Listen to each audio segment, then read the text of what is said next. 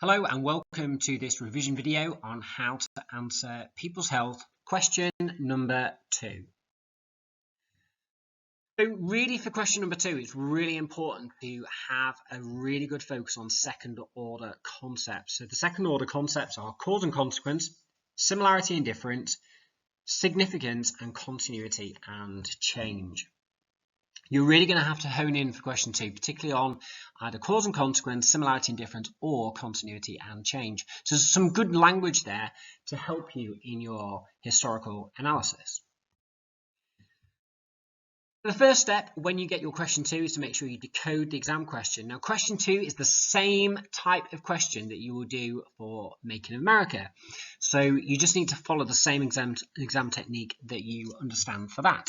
So the question here, the stem for the question 2 is always write a clear and organized summary that analyzes. So the clear and organized summary is very much your good knowledge, and your analysis is linking that in with a second order concept. So let's read the question.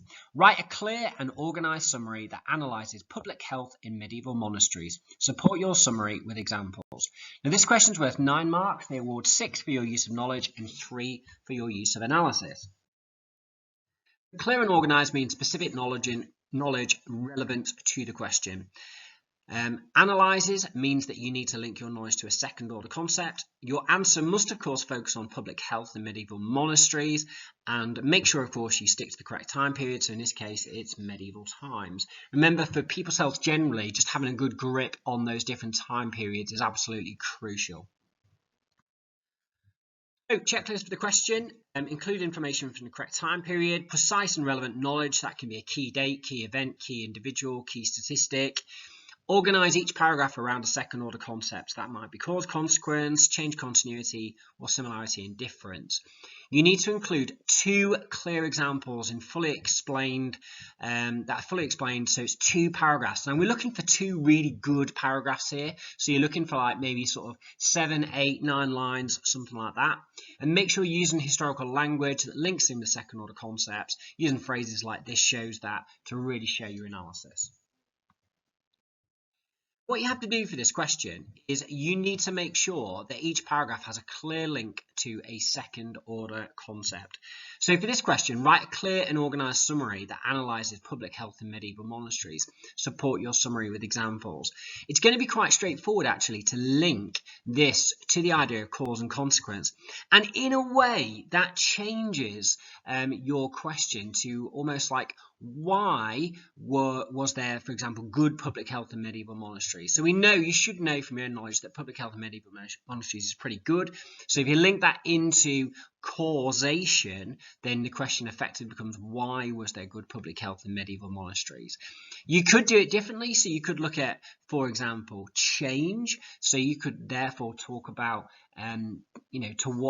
how far or in what ways did public health in medieval monasteries change, because actually across this time period, by the sort of 15th century, the role of medieval monasteries and public health was beginning to decline. You could, of course, look at similarity and difference as well. So compare public health in medieval monasteries to other places in medieval times, like towns, for example, just making sure you do really stay focused on medieval monasteries.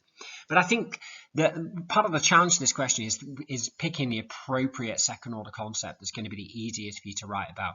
So let's have a look at these 2 examples. So the first paragraph, linked to cause consequence, you might say something like, public health in medieval monasteries was generally of a very high standard.